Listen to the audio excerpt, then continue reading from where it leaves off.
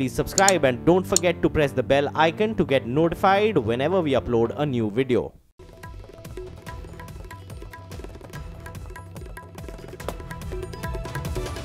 और आपको बता दें, कांग्रेस नेता मल्लिकार्जुन खड़गे ने कम अवधि के बजट सत्र के लिए सरकार पर निशाना साधा। खड़गे ने आज से शुरू हो रहे बजट सत्र में बहस के लिए कम समय मिलने पर सरकार पर तंज कसा। खड़गे ने कहा कि केवल नाम के लिए बजट सत्र हो रहा है। देखेंगे अब कैसा अब रहे 4 दिन। देखिए, एक दिन तो प्रेसिडेंट अभिभाषण पे चर्चा होगा और एक दिन तो अपना बजट पेश करेंगे, फिर वो भी चर्चा में है। और 2 तो हमारे जो नॉन ऑफिशियल बिल के लिए शुक्रवार 2 होते हैं, वो चले जाते हैं। अब बचता ही 4 दिन का, तो 4 दिन में राष्ट्रपति का अभिभाषण और उसके बाद में बजट, ये कैसा डिस्कशन होता है? ये सब मैं तो कहूँगा कि ये सिर्फ नाम के वास्ते वो पेश कर रहे हैं। देखिए, मुझे पूरी उम्मीद है कि जो बजट का सेशन होगा, बजट का सत्र होगा, वो एक कंस्ट्रक्टिव सत्र होगा, एक पॉजिटिव सत्र होगा और पूरी तरह से कंस्ट्रक्टिव और पॉजिटिव डिबेट और डिस्कशन से भरपूर होगा। पिछले सत्र में ट्रिपल तलाक, जो कि किसी भी मजहबी मुद्दे से जुड़ा हुआ नहीं है, बल्कि शुद्ध रूप से रिफॉर्म से जुड़ा हुआ है, शुद्ध रूप से कुप्रथाओं और कुरीतियों को खत्म करने से जुड़ा हुआ है, शुद्ध रूप से मुस्लिम महिलाओं को उनके संवैधानिक अधिकार दिलाने के मुद्दे से जुड़ा हुआ है। हम मानते हैं कि जो गलती पिछले सत्र में कांग्रेस पार्टी और कुछ साथियों की उनके हुई है, उस गलती को वो रेटिफाई करेंगे, उसको ठीक करेंगे। अरुण सिंह हमारे सहयोगी इस वक्त जुड़ चुके हैं। अरुण, शीत सत्र जो हाल ही में संपन्न हुआ, उसमें हमने देखा कि कांग्रेस का आक्रामक तेवर वहां नजर आया। एक तरीके से कहा जाए तो इस बजट से पहले भी यही तेवर कांग्रेस के दिख रहे हैं। देखिए, निश्चित रूप से सत्र के छोटा होने के आरोप कांग्रेस की तरफ से जरूर लगाए जा रहे हैं, लेकिन जब सत्र चलता है तो कितना प्रोडक्टिव होता है, इस पर भी सवाल पूछे जाने चाहिए। क्योंकि सत्ता पक्ष और विपक्ष के बीच अक्सर असहमति होती है। ट्रिपल तलाक कानून को ही ले लीजिए, वहां पर लोकसभा ने उसे पास कर दिया क्योंकि सरकार का बहुमत है, लेकिन राज्यसभा से वो पास नहीं हो सका है। हर बार लगातार घंटों इस बात के लिए हंगामा होता है कि ये फला नियम के तहत नहीं लाया गया, ये चर्चा क्यों नहीं हो रही है। और जब संसद नहीं चलती है तो बाहर इस बात की चर्चा होती है कि संसद चलेगी तो हम ये चर्चा करेंगे, लेकिन जब संसद चलने लगती है तो उन मुद्दों पर ध्यान नहीं दिया जाता और सिर्फ हंगामे पर ध्यान दिया जाता है। सत्र छोटा है, सरकार के साथ बैठकर जाहिर सी बात है विपक्ष को बात करनी चाहिए, लेकिन जितने दिन संसद चले उसमें काम होना चाहिए, ये जरूरी है। जी, शुक्रिया अरुण। उधर कांग्रेस नेता संदीप दीक्षित ने पीएम मोदी पर विवादित बयान दिया। कांग्रेस नेता संदीप दीक्षित का एक वीडियो सामने आया जिसमें वो प्रधानमंत्री नरेंद्र मोदी को विदेशी कंपनियों का एजेंट कहते दिख रहे हैं। उन्होंने आरोप लगाया कि पीएम मोदी पूंजीपतियों का बगल बच्चा बन गए हैं। बीजेपी ने इस पर तीखी प्रतिक्रिया देते हुए कांग्रेस पर नफरत की राजनीति करने का आरोप लगाया। प्रधानमंत्री हाथ फैलाकर कहे कि आइए, हमारा देश आपके शोषण के लिए प्रस्तुत है आपके सामने, इससे ज्यादा शर्म की बात नहीं है। नए कंपनी बहादुर के सबसे बड़े एजेंट बनके पूंजीपतियों का बगल बच्चा बन गए हैं आप। संजय झा हमारे साथ कांग्रेस के नेता ही इस वक्त जुड़ चुके हैं और साथ ही साथ प्रभात झा भी हमारे साथ बीजेपी के नेता जुड़ चुके हैं। रुख मैं पहले संजय झा का करना चाहूंगी। संजय झा, इस तरीके के बयान कांग्रेस के खेमे से आखिरकार क्यों उठते हैं जो देश के पीएम को सीधे टारगेट करते हैं? नहीं, देखिए, मैं इतना जरूर कहना चाहूंगा कि आंकड़ों के साथ कम से कम बहस नहीं किया जाए। भारतीय जनता पार्टी हमेशा हवाबाजी और बयानबाजी में वो लंबे लंबे चौड़े भाषण देते हैं। क्या ये सच नहीं है कि भारत के सिर्फ 1% लोग वो भारत के 73% संपत्ति को वो हड़प चुके हैं? ये सच्चाई है, ये तो रिपोर्ट में आ चुका है। देश में असमानता बढ़ते आ जा रहा है जब से मोदी जी प्रधानमंत्री बने हैं। और जैसे श्री राहुल गांधी जी ने कहा था, ये सूट बूट की सरकार है, ये तो फेयर एंड लवली सरकार है। बड़े बड़े उद्योगपति के साथ क्या रिश्ते हैं सरकार के, वो सब जानते हैं। और इसी का एक तरीके से नकारात्मक प्रभाव हमारे अर्थव्यवस्था पे हो रहा है।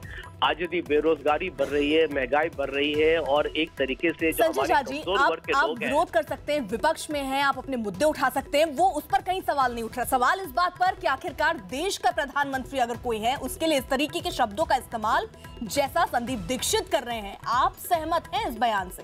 देखिए, हम इतना कहेंगे कि हम मूल्यों पर हम बहस करना चाहेंगे, मुद्दों पर हम बहस करना चाहेंगे। देखिए, हम ये कहना चाहेंगे कि आज यदि देश में एक आर्थिक संकट काल का यदि एक माहौल है, आज यदि हमारे युवाओं के पास नौकरी नहीं है, किसाने आत्महत्या कर रहे हैं और एक तरीके से प्रगति कुछ हो ही नहीं रहा है, पूंजी निवेश, बिल्कुल मैं समझता हूं कि ये विदेशी पूंजी निवेश की बात कर रहे हैं, लेकिन घरेलू पूंजी निवेश कहाँ है? इसी कारण तो एक तरीके से हमारे सामने एक आर्थिक एक व्यवस्था में बिल्कुल लोग तहस नहस हो चुके हैं। संजय झा जी, शायद आप मेरी बात, और सबका साथ सबका विनाश हो रहा है। संजय झा जी, आप जो बात कह रहे हैं वो मैं बखूबी समझ रही हूँ। इससे पहले भी आपने यही बात कही, घुमा फिरा के आप एक बार फिर से वही बात कह रहे हैं। लेकिन मेरा सीधा सवाल ये है कि जिस तरीके की भाषा का इस्तेमाल कई बार कांग्रेस की तरफ से हो जाता है, आप उस भाषा से सहमत हैं? आप संदीप दीक्षित के जो बयान है उससे सहमत हैं? आप अपना विरोध दर्ज कीजिए, लेकिन एक मान मर्यादा में रहना तो होगा ना सर? देखिए, हम इतना ही कहेंगे कि हमारे राजनीतिक वार्तालाप में सही शब्दों का प्रयोग होना चाहिए, लेकिन अंत में तो माफी मांगेंगे क्या संदीप दीक्षित? नहीं, भारतीय जनता पार्टी जो है, जहां की जिसके प्रधानमंत्री नरेंद्र मोदी जी ने खुद हमारे भूतपूर्व प्रधानमंत्री डॉक्टर मनमोहन सिंह पर ऐसे आरोप लगाए थे गुजरात चुनाव के बीच में, वो माफी भी नहीं मांगे, मोदी जी ने खुद माफी नहीं मांगा। तो मैं समझता हूँ कि जब भारतीय जनता पार्टी अगर बीजेपी गलत बात कहेगी तो आप भी, कांग्रेस की तरफ से भी गलत बात कही जाएगी। संजय जी, बहुत बहुत शुक्रिया आपका जुड़ने के लिए हमारे साथ। तो जिस तरीके से ये कहते नजर आ रहे हैं कि ये बात सही नहीं है, इस तरीके के शब्दों का इस्तेमाल यहाँ पर नहीं होना चाहिए, ये जरूर वो कहते आ रहे हैं, लेकिन साथ ही साथ कई आरोप भी बीजेपी सरकार पर लगाते हुए। उधर अपने मंत्रालय को लेकर कई बार विरोधियों के निशाने पर रही केंद्रीय मंत्री उमा भारती के मुताबिक आजकल साजिश और चापलूसी की राजनीति का दौर है। अपने गृह जिले छतरपुर में कार्यक्रम में पहुंची थी केंद्रीय मंत्री उमा भारती, और वहां उन्होंने कहा कि जंगल की मोगली की तरह है, जिसे न तो चापलूसी करना आता है और न ही किसी के खिलाफ साजिश करना आता है। फिर चाहे उसे मंत्री बना दो या फिर किसी प्रदेश का मुख्यमंत्री बना दो, लेकिन वो चापलूसी नहीं करेंगे। ना तो मुझे साजिश करनी आती है, ना मुझे चापलूसी करनी आती है। आज की राजनीति में साजिश और चापलूसी का खेल हो गया है। तो अब मैं बिल्कुल, आप समझ जाइए कि मेरा हाल ये हो गया जो मैं बोलती हूँ। मैंने भोपाल में भी बोला था, उसको ठीक से छापा नहीं लोगों ने, कि जंगल में एक मोगली नाम का बच्चा था, वो जंगल में पला था, अचानक वो शहर में आ गया। तो मोगली को अगर आप मुख्यमंत्री बना दोगे तो वो क्या करेगा? वही मैं कर रही थी। तो उमा भारती को आप सुन रहे थे, उनके मुताबिक आजकल साजिश हो रहे हैं, चापलूसी हो रही है और इसी का राजनीति का एक दौर भी चल चुका है। गृह जिले पहुंची थी छतरपुर, एक कार्यक्रम को संबोधित कर रही थी, मंच से आप सुन रहे थे केंद्रीय मंत्री उमा भारती ने वहां पर कहा कि वो जंगल की मोगली की तरह है, जिसे ना तो चापलूसी करनी आती है और ना ही किसी के खिलाफ वो साजिश रच सकती हैं। फिर चाहे आप उन्हें मंत्री का ओहदा दे दीजिए, किसी प्रदेश का, चाहे तो आप मुख्यमंत्री बना दीजिए, लेकिन वो किसी की चापलूसी नहीं कर सकती, किसी साजिश में शामिल नहीं हो सकती। अब सवाल ये कि आखिरकार उमा भारती ऐसा कहती हुई क्यों नजर आ रही हैं? कौन ऐसे, किस पर निशाना एक तरीके से साधती नजर आ रही है? कौन है जो साजिश करता है, चापलूसी करता है? तो एक तरीके से कहा जाए तो अपने ही सरकार के खिलाफ बयान लगता हुआ नजर आ रहा है। अपने मंत्रालय को लेकर कई बार ये विरोधियों के निशाने पर भी रही हैं, और ऐसे में आज ये कहती हुई छतरपुर में एक कार्यक्रम के दौरान। उधर दिल्ली विधानसभा में टीपू सुल्तान की तस्वीर लगाए जाने से नाराज बीजेपी ने दिल्ली के मुख्यमंत्री अरविंद केजरीवाल के खिलाफ मोर्चा खोल दिया। दिल्ली बीजेपी की तरफ से दिल्ली की सड़कों पर केजरीवाल के खिलाफ पोस्टर लगाए गए, जिसमें टीपू सुल्तान को धर्म परिवर्तन कराने वाला शासक करार दिया गया। साथ ही लिखा गया कि टीपू सुल्तान की तस्वीर विधानसभा में लगाने पर केजरीवाल को शर्म आनी चाहिए। दिल्ली बीजेपी के प्रवक्ता तेजिंदर सिंह बग्गा की तरफ से इस तरह के पोस्टर दिल्ली में कई जगहों पर लगवाए गए। इस वक्त मैं मौजूद हूं दिल्ली के पटेल चौक पर, और आप देख सकते हैं यहाँ पर एक पोस्टर लगवाया गया है। दिल्ली बीजेपी की तरफ से ये पोस्टर लगवाया गया है, और तेजिंदर पाल सिंह बग्गा जो कि प्रवक्ता हैं बीजेपी दिल्ली के, उन्होंने ये पोस्टर लगवाया है। जिस तरीके से अरविंद केजरीवाल ने टीपू सुल्तान जो कि मैसूर के राजा थे, उनका पोस्टर दिल्ली विधानसभा में लगवाया, तो तेजिंदर पाल सिंह का यही कहना है कि कर्नाटक में चूंकि आम आदमी पार्टी वहाँ चुनाव लड़ने जा रही है, और इसी वजह से जो मैसूर के राजा थे टीपू सुल्तान, और इसी वजह से मैसूर के राजा का पोस्टर दिल्ली विधानसभा विधानसभा में लगवाए हैं अरविंद केजरीवाल ने, और ये इस पूरे मामले में पोस्टर की राजनीति की जा रही है। तो लिहाजा टीपू सुल्तान के पोस्टर लगवाने के बाद दिल्ली विधानसभा में तेजेंद्र पाल सिंह बग्गा ने इसी तरीके का पोस्टर दिल्ली के कनॉट प्लेस में, ITO में और तमाम दूसरे जगहों पर लगवाए हैं और अरविंद केजरीवाल से तमाम सवाल पूछे हैं कि क्या वो टीपू सुल्तान का पोस्टर इसलिए दिल्ली विधानसभा में लगवा रहे हैं क्योंकि वो कर्नाटक में चुनाव लड़ने जा रहे हैं। हमारे साथ इस वक्त मौजूद हैं दिल्ली बीजेपी के प्रवक्ता तेजेंद्र पाल सिंह बग्गा। बग्गा साहब, आपने इस तरह के पोस्टर्स जो हैं कि टीपू सुल्तान को लेकर आपने पोस्टर्स लगवाए हैं, केजरीवाल पर हमला किया, क्या है ये पूरा मामला? देखिए, जिस प्रकार से दिल्ली की विधानसभा में जब अरविंद केजरीवाल जी ने कहा था कि देश के वीरों महापुरुषों की तस्वीर लगेगी तो सबसे ज़्यादा खुशी मुझे हुई थी। लेकिन जब 26 जनवरी को अरविंद केजरीवाल जी ने राजनीति खेलते हुए एक ऐसे व्यक्ति की तस्वीर लगाई जो हिंदुस्तानी भी नहीं था, जो विदेशी आक्रमणकारी था, जो उस वंशज से आता है, जो उस बाबर और औरंगजेब की परंपरा से आता है, जिसने हिंदुओं को धर्मांतरण कराया, जिसने अपनी चिट्ठी में खुद लिखा कि मैंने मोहम्मद साहब की कृपा से, मैंने पैगंबर साहब की कृपा से 4 लाख हिंदुओं को इस्लाम में परिवर्तित किया है, एक ऐसे व्यक्ति की तस्वीर लगाई। मैं अरविंद जी से पूछना चाहता हूँ कि दिल्ली की विधानसभा में एक ऐसे व्यक्ति की तस्वीर लगनी चाहिए जिसने जबरदस्ती 4 लाख हिंदुओं को धर्म परिवर्तन कराया। मैं उनसे पूछना चाहता हूं, क्या 1 मिनट भी उनका ध्यान दिल्ली की धरती पे शहीद होने वाले गुरु तेग बहादुर जी की तरफ नहीं गया, जिन्होंने हिंदू धर्म और देश को बचाने के लिए बलिदान दे दिया? क्या उनका 1 मिनट भी ध्यान भाई मतीदास, भाई सतीदास, भाई दयाला जी की तरफ नहीं गया, जिन्होंने हिंदू धर्म और देश को बचाने के लिए गुरु तेग बहादुर जी के लिए बलिदान दे दिया?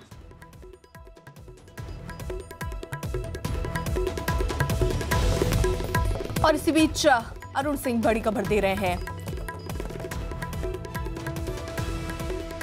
पीएम के पकौड़े वाले बयान पर चिदंबरम का तंज किया है चिदंबरम ने, और तंज एक तरीके से साधते हुए ने बकायदा ट्वीट किया और लिखा, कांग्रेस के वरिष्ठ नेता और पूर्व वित्त मंत्री पी चिदंबरम ने रोजगार के मुद्दे पर प्रधानमंत्री मोदी की जमकर आलोचना की। चिदंबरम ने पीएम मोदी पर तंज कसते हुए ट्वीट किए, जिसमें उन्होंने लिखा कि अगर पकौड़े बेचना नौकरी है तो फिर भीख मांगने को रोजगार के विकल्प के तौर पर देखना चाहिए। चिदंबरम ने आरोप लगाया कि सरकार नौकरियों के अवसर पैदा करने के मामले में पूरी तरह से फेल है। चिदंबरम ने आगे ट्वीट किया कि मुद्रा योजना में 43,000 का लोन लेकर एक आदमी को रोजगार देने वाला बनाने का दावा किया गया था, लेकिन ऐसा कोई व्यक्ति नहीं दिखता जिसने इतने निवेश में एक भी रोजगार पैदा किया हो।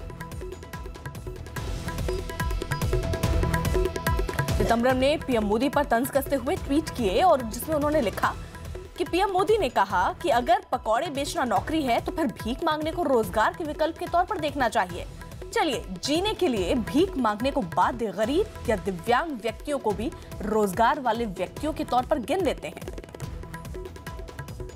इसने कहा कि ना खाऊंगा ना खाने दूंगा, वो भी पकोड़े की बात भी कर रहे हैं। आजकल लोग पकोड़े बेचते हैं जब कुछ और नहीं मिलता करने के लिए तनख्वाह वाली रोजगार। चिदंबरम के ट्वीट पर बीजेपी ने पलटवार किया। बीजेपी ने ट्वीट करके ही जवाब दिया इसका और लिखा कि ईमानदारी से आजीविका कमाने वाले लोगों की तुलना भिखारियों से करके कांग्रेस ने एक बार फिर इस देश के प्रत्येक गरीब, मजदूर, किसान और कर्मयोगी का अपमान किया है। कि 1984 सिख दंगों के दौरान इंदिरा गांधी की हत्या के बाद 1 नवंबर 1984 को राजीव गांधी और वो गाड़ी में बैठकर दिल्ली का चक्कर लगाने निकले थे। उन्होंने कैमरे के सामने पहली बार बताया कि उस वक्त राजीव गांधी क्या कर रहे थे। टाइटलर ने बताया कि दंगों के बीच वो और राजीव गांधी बिना किसी सुरक्षा के एक ही गाड़ी में थे और गाड़ी खुद राजीव गांधी चला रहे थे। लखनऊ से आया था क्योंकि हम तो अगले दिन ही आ गए थे, सवेरे लखनऊ पे आया था, तो राजीव गांधी ने देखा, उन्होंने कहा what the hell are you doing here, go back to your constituency, see what's happening. इससे प्राइम मिनिस्टर बोल रहे, प्राइम मिनिस्टर ओथ ले चुके हुए थे sir, and all the MPs मेरे साथ थोड़ी पर्सनल थे, तो कहते जगदीश हॉप इन। एम्बेसडर अपने आप चलाई, प्राइम मिनिस्टर ने एम्बेसडर में बैठ के, मैं साथ बैठा, एक सिक्योरिटी का आदमी बैठा, कहते चल तेरी कॉन्स्टिट्यूंसी में चले।